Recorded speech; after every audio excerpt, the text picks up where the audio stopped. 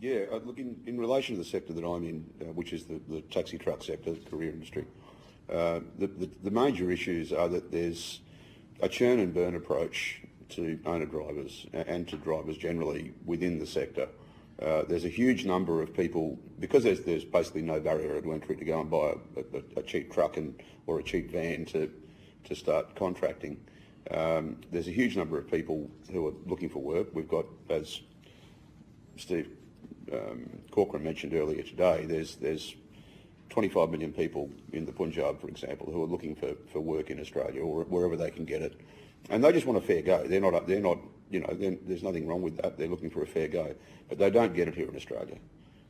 Instead, they come in here. They may be coming in here on family visas or on family reunion visas or on some other visa, and then they're exploited mercilessly, both by people in their own community who might own a truck, and by the courier and taxi truck companies. And those people end up driving the rates down for everybody else because they'll take whatever they can get. They're not entitled to any form of government support. They can't get the dole. If they don't work, they starve. And you'll often see, the rate that I'm paid through the firm that I'm with at the present time, with the 12-tonne truck, is $42 an hour. Now, $42 an hour, as you would know, doesn't come close to covering the genuine costs of operation of a truck like that. It's just how it is. Now, there are all sorts of dodges, if you like, used to bump the overall payment up. There are certain additional times that are charged and that sort of thing. But overall, the net rate is still well below what it really takes to operate that truck. And I've looked to see regularly some of these guys who are coming into the country and they are working two to a vehicle, which means they're getting paid half of what I am.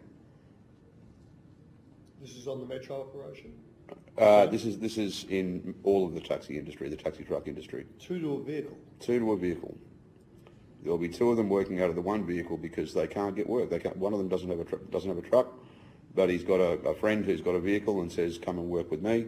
As an offsider. As an offsider, and so they're sharing the income, which means they're working for basically nothing. They're working for $5 an hour, and this is a major problem right throughout the whole industry. I mean, okay, they're getting trained up and they will eventually get themselves a truck. These guys who come in, but they're not getting trained well. They're getting very, very thin training because the guys who are offering it to them are not well trained. I think what I would like to add there, Craig, just for anyone who's listening, it was this committee that uncovered the exploitation of the visa system for those two foreign drivers who were with Scots Transport. And we had Scots Transport Board came in, and anyway, cut a long story short, this is what happens in Australia. One driver got fined $1,800, the other one left the country and bolted, and that was it. One was on a student visa. And one was on a student partner's visa, and I made the comment to the Department of Border Protection and Immigration, I don't wish to be disrespectful, but these gentlemen coming in here trying to find a cure for brain cancer, but on the weekend they might just do a quick B-double-two-up operation between Brisbane and Sydney. So we found out what was going on, and I dutifully, as the chair of the committee, wrote to Minister Dutton requesting that there needs to be an investigation into Australia's visa system because there is exploitation. That was 3 years ago, and I haven't got a Dear Glenn letter back yet. So I just wanted to quantify that.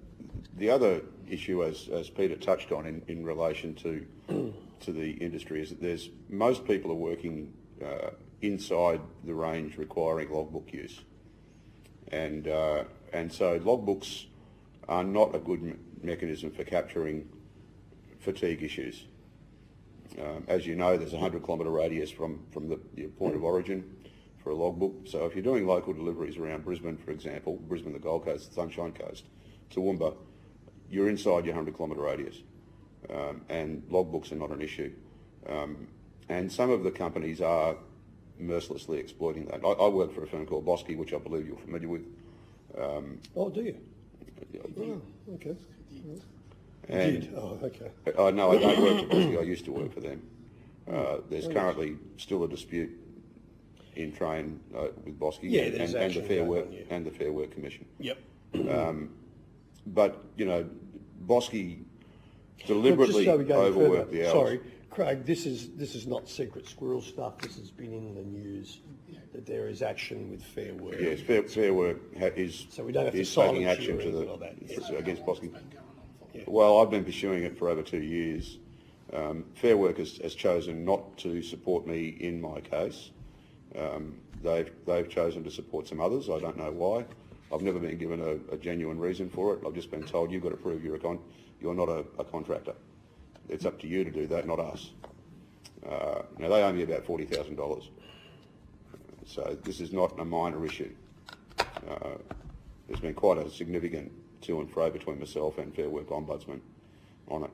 But you know that these guys, the way they work is I was hired on to do a contract with StarTrack, Australia Post, and I was there for a few weeks. I was then asked, look, would you like to do another shift? You know, we've got an extra bit of work on with because they have a contract with Total Logistics Services, who operate a contract with Coles, and they said, we've got a run for Coles you can do, you know, a bit of extra money. I said, yeah, okay, no worries.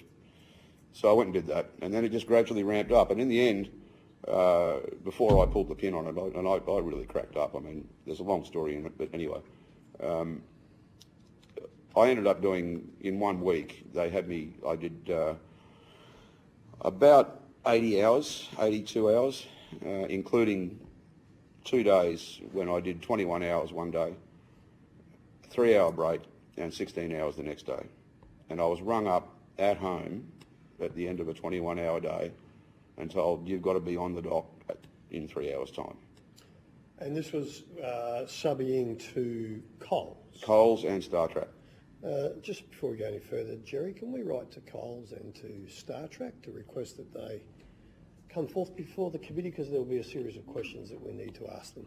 I can provide you with all of the Times evidence, Yeah. Senator. But the Coles don't do this because they're an ethical employer. Well, the Hang on, I'll just Toll, get my tongue out of sorry, my... I was Toll, going to say me backside, but I'm Toll- not cheek. Coles Express, isn't it? it was Coles Express, yeah, and Toll was managing the logistics aspect of it, the warehousing aspect of it, So much for the Coles charter, eh? and also StarTrack.